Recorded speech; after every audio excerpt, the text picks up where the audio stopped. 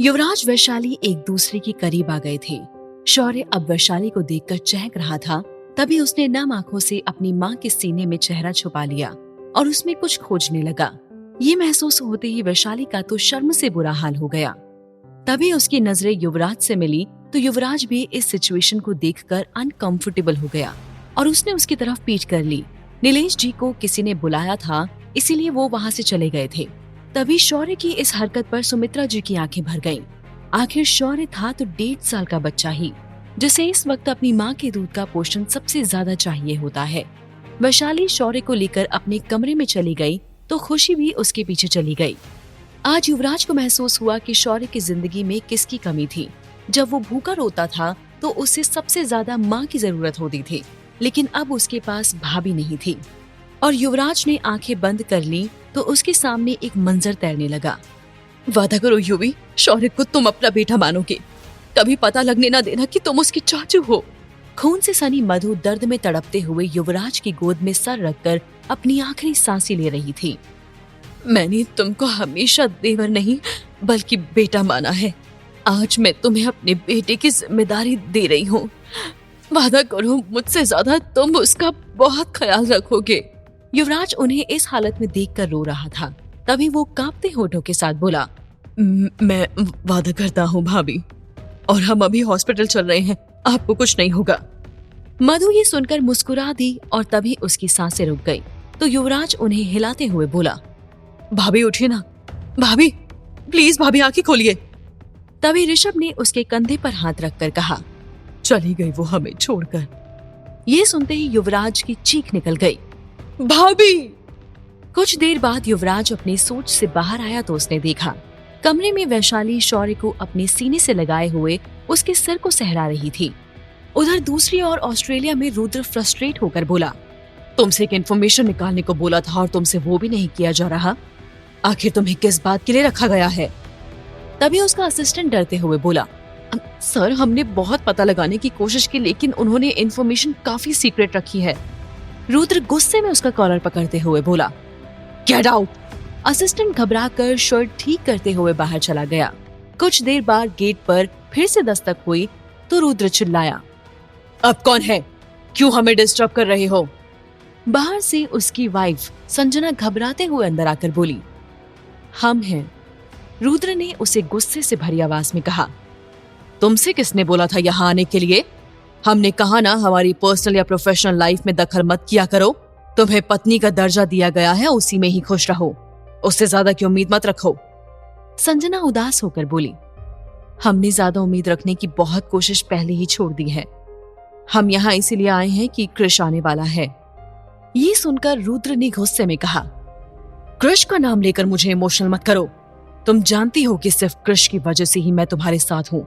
उस दिन जो कुछ भी हुआ था नशे में हुआ था और उसकी जिम्मेदारी मैंने ली है, और तुमसे ज्यादा मुझे पता है कि वो कब आ रहा है, क्या कर रहा है। ये सुनकर संजना सिर झुकाकर बोली, मैं तो बस कह रही थी आपको, अगर बुरा लगा हो तो माफ कर दीजिएगा। वैसे वैशाली का कुछ पता चला कि वो कहाँ है? ये सुनते ही रुद्र की भावनाएं बदल गईं। तभी वो एक दीवार के सामने आया और दीवार पर लगे फ्रेम में विशा और वैशाली की तस्वीर को देखकर फ्रेम को टच करते हुए बोला, कहाँ पता लगा?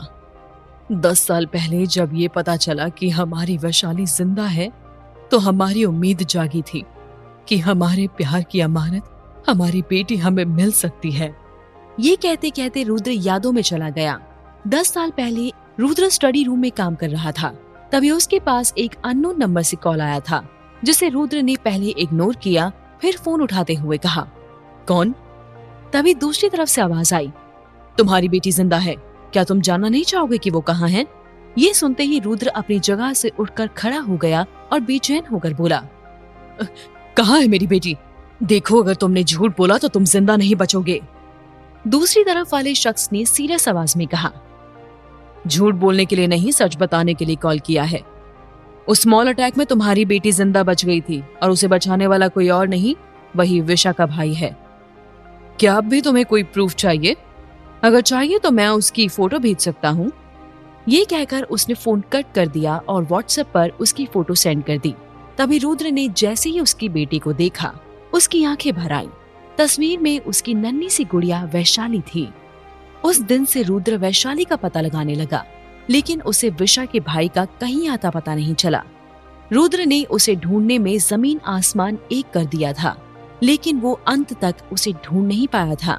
तभी संजना उसकी तड़प देखकर उसके कंधे पर हाथ रखकर बोली, पिछले 10 साल से आप अपनी बेटी को गले लगाने के लिए तड़प रही हैं। एक न एक दिन पता चल ही जाएगा। बस हार मत मानिए, हमने अपने इन्फॉर्मर से कह दिया है। तभी रुद्र इमोशन चेंज करके सर्द लहजे में बोला, तुमसे किसने कहा पता लगाने के लिए? तुम बस अपने बेटे का ख्याल रखो। हमारी बेटी का ख्याल रखने के लिए हम हैं। और अगर हमारी बेटी हमारे पास आने के बाद तुमने उसके साथ सौतेला व्यवहार किया तो हमसे बुरा कोई नहीं होगा।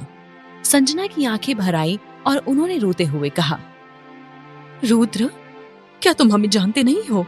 क्या तुम्हें हमारे अंदर एक बेरहम सौतेली माँ दिखाई दे रही है? जब वो हमारे पास भी थी तब भी हम उसे माँ जैसा ही प्यार देते थे, उसके साथ सौतेला व्यवहार नहीं करते थे। आखिर विशा के हम दोस्त थे, कोई दुश्मन नहीं। तभी रुद्र सख्त लहजे में बोला, हमें कुछ नहीं सुनना, जाओ यहाँ से। हमें तुम्हारी मदद की कोई जरूरत नहीं है। रुद्र की बात सुनकर संजना वहां से रोते हुए चली गई। तभी रुद्र ने विशा की तस्वीर को देखते हुए कहा, आपके बगैर सब कुछ अधूरा सा लगता है। काश आप हमारे साथ होती तो हमारी वैशाली भी हमसे दूर नहीं जाती। आपके जाने के बाद सब कुछ बिखर सा गया है। आपका रुद्र मर गया है आपके बगैर। इधर वैशाली ने नन्हे से शौर्य को दूध पिलाकर थपकी देकर सुला दिया था। वो सोते टाइम बहुत क्यूट लग रहा था। उसका चेहरा देखकर ही वैशाली की सारी थकान दूर हो गई थी। तभी वैशाली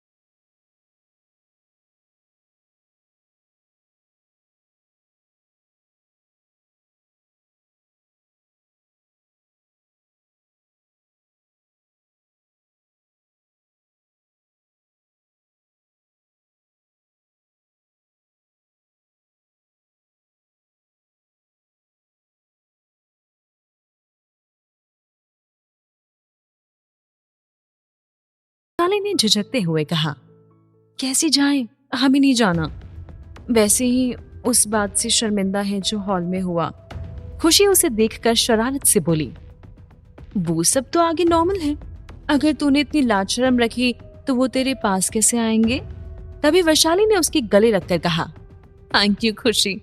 अगर तू ना होती तो मुझ बेअक्ल का क्या होता? खुशी मुस्कुराते हुए बोली, जो मुसीबत में हमारा साथ दे वही सच्चा दोस्त होता है। अगर दोस्त मुसीबत में साथ देते हैं तो मुसीबत से बाहर निकलने की जिम्मेदारी भी तो उनकी है। एक अच्छा दोस्त हमेशा आपको सही रास्ता दिखाता है, आपको गलत संगत से बचाता है। यही सच्चे दोस्त की पहचान है। वैशाली ने एक नजर शौर्य की तरफ देखते हुए कहा,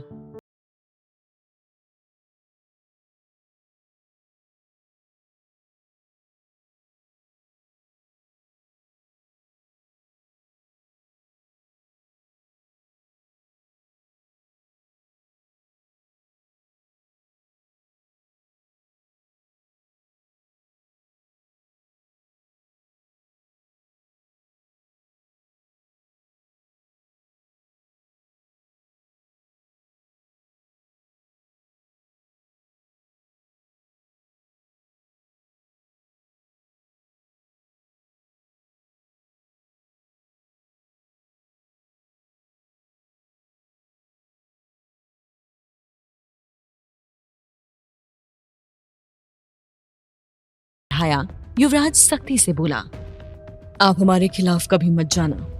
उसकी आवाज सुनकर वैशाली घबरा गई। अचानक क्या हो गया था युवराज को? कौन था ये रुद्र प्रताप? क्या यही है जिससे नीलेश जी ने वैशाली को छुपा कर रखा था? आगे क्या रंग लाएगी एक गैंगस्टर और एक मासूम हसीना की ये अनोखी प्रेम कहानी? जानने के लिए सुनिए इस कहानी का अगला भाग सिर्फ प्रतिलिपि FM पर।